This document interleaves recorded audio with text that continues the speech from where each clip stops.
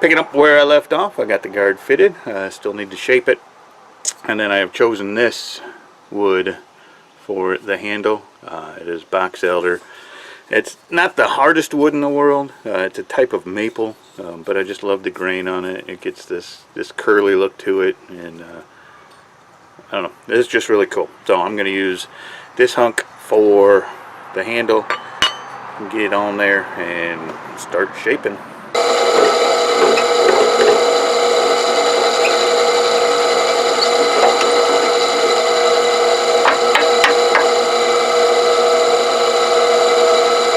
So the way I do it on the drill press, just using it to route out the hole there, much like with the guard, slow and easy. Just keep trying and fitting, and because you don't want it too loose. At least I don't want it too loose. I'm going to get this guard to shape, and then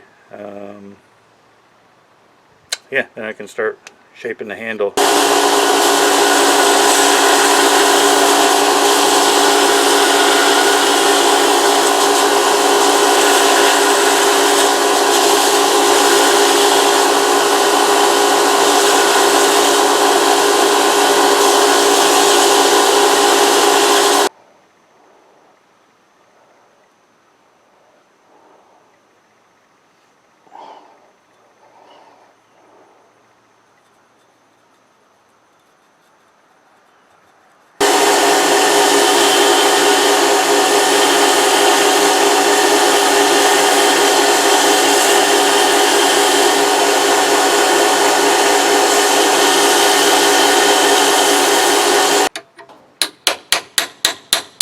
So I'm really happy with how the guard's coming out. It's rough ground to shape. And now the handle, I want to get that fitting just right. So when it's on, it's a nice tight fit right along here, about halfway down.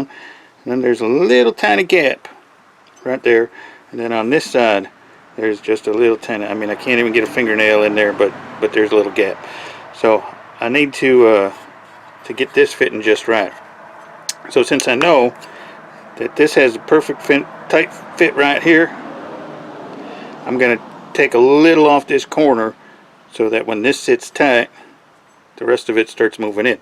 The easiest way for me to do it, there's a bunch of different ways. You could take it and use a sanding block, or a lot of people will lay a piece of sandpaper down flat and run it over that way.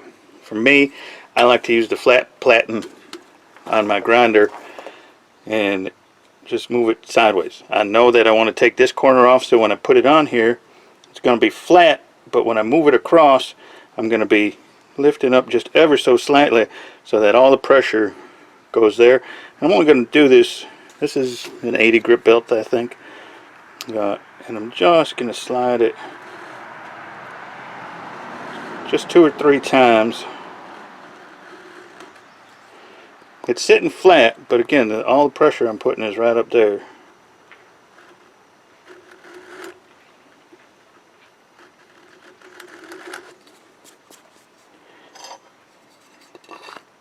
And then check it, and it's a little better right down there, still just a hair. Right over here, still just a hair. So just going to keep doing this just like everything else with this knife. Slow and steady. Don't be afraid to dry fit it and test it. The other way around this, and I've done this before a bunch of times, is just to put like a leather spacer in there, something with a little give. I don't want to do it on this one. I want a nice tight finish, wood to metal on that one. So anyways, this is the way I do it. I'm just going to keep going till I have it perfect. Look at there, look at there, look at there. Before I start shaping here, one other thing I do is pull the knife out, line up where the handle goes, like that, and then mark the tang, because you don't want to be shaping it and come through there. That would be bad. That would make a very bad day. So just make a little mark where the tang is, and then you know.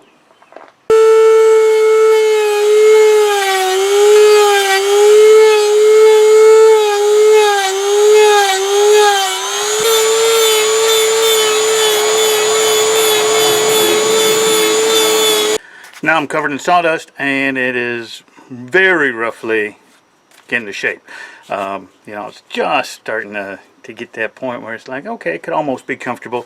But now I threw some coverings over the blade itself, because I'm going to take it to the 2x72 and use the slack belt and maybe the big contact wheel a little bit.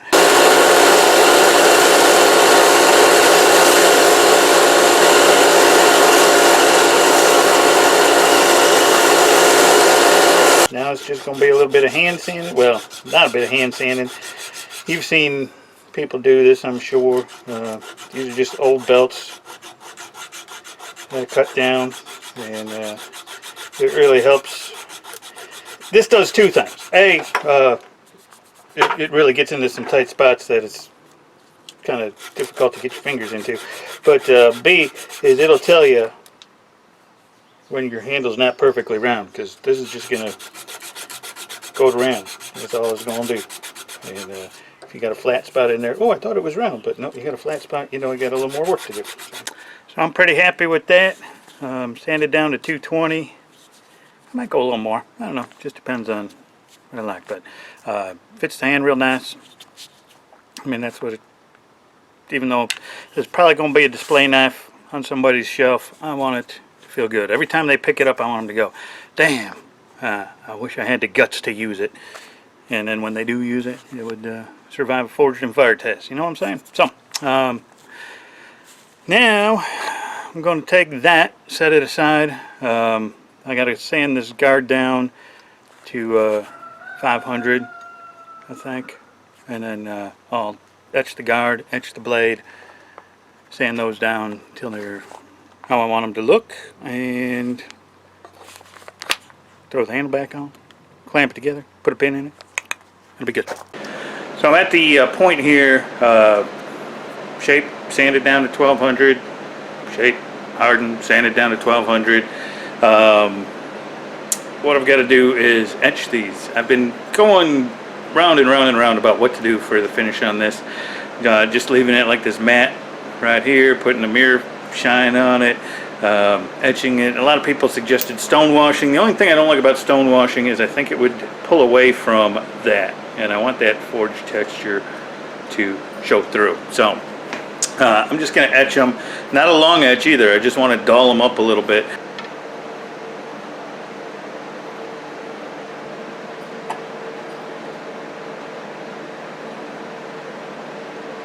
So it's probably kind of hard to tell in this light. My lighting in the house isn't all that great, but it came out pretty cool. Not quite as dark as I wanted. I could etch it, you know, another round and probably get it a hair darker, but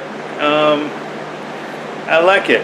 I like it where it is, and I'm gonna leave it right there. So I know there's different theories on whether you should JB weld, whether you should silver solder, blah blah blah blah blah.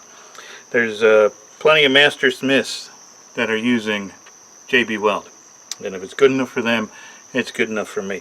Now I've read some different things online. The way people do things a little different. Some say put it on and wait for it to get tacky. Go from there.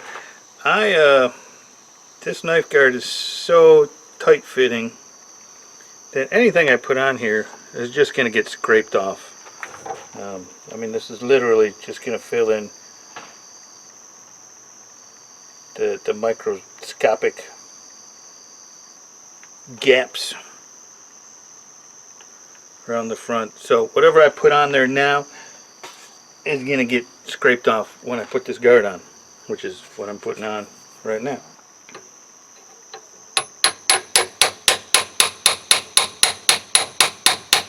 And then now that that's full up, I'll take it inside and clean it with some acetone here in a second. But now I'm going to fill the gap from behind and just mush it all down in there.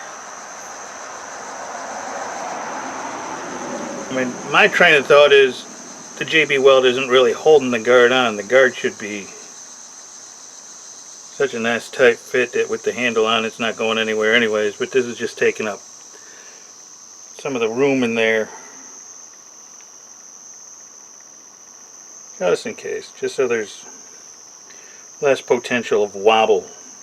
You don't want any wobble in that handle. That's when things start coming loose.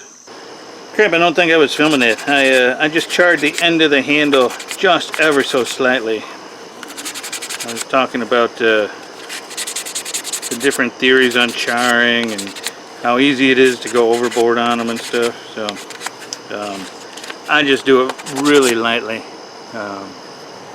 It's actually looking a lot darker than it is on camera, but once it's done, it really is. It'll be noticeable, but it's going to be subtle.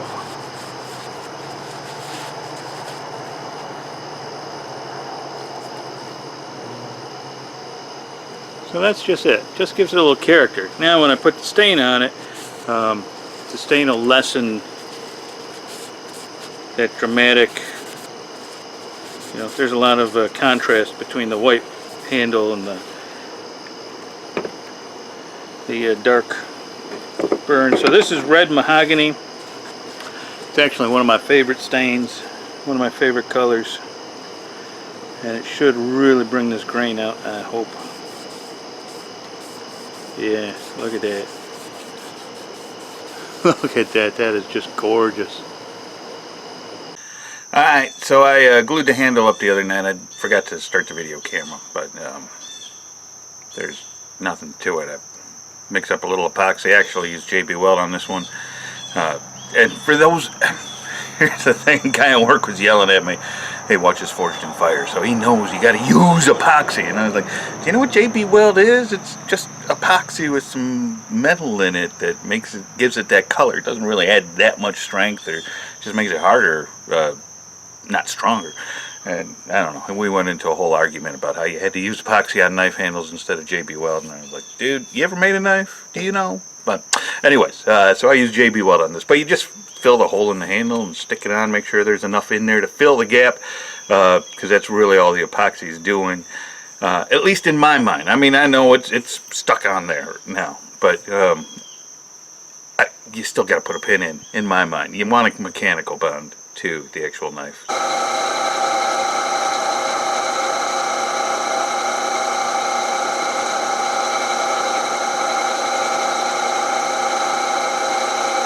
One of the other things I see a lot of newbie knife makers doing is leaving way too much pin stock over if they're going to peen them. You don't necessarily have to. It depends on what you want. You could just epoxy them in and call it good. But I do like to peen them a good chunk of the time. I'd say the majority of my pins are peened over. But I see a lot of people leaving way too much stock. You don't need to leave a ton. Just a hair. I mean, I don't even know how much that is. 1/16 of an inch maybe. It's a little longer on this side, so I do have to even it out just a tad. But really, look at it, and when you think, okay, that's enough, cut that in half, because you really don't need much. It's just, it should be a nice tight fit. You should, I mean, it should already be in there pretty dang snug, and so when you peen it over, all you're doing is just keeping that pin from falling out. I mean, that's all the peening does. And yeah, so I mean, just don't use too much, because what happens is that brass work hardens, and then it'll start cracking and splitting, and then you're not going to wind up with a nice round even peen.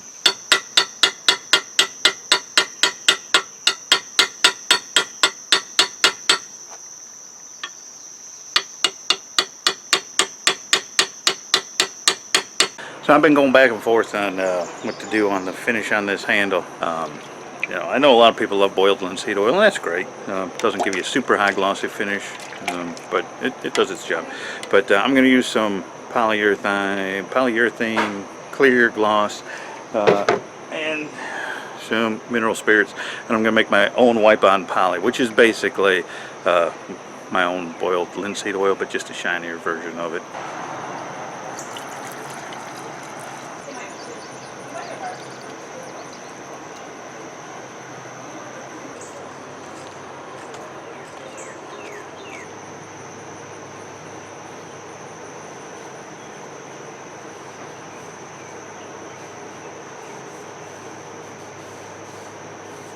And the handle, is done. So now I'm going to put the final edge on this.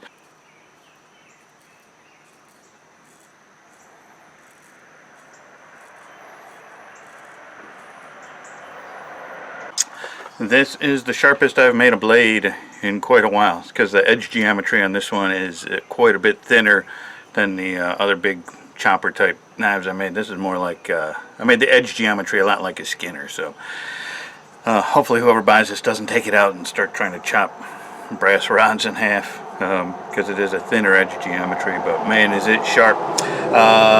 Looks great. I'm going to grab some pictures. It is an overcast day, but it is bright out today, which means no shadows, and I can get outside pictures. I don't need to set up the photo box, the light box or anything. I can get outside pictures with natural light without shadows on it, because the clouds are out. Gotta love that.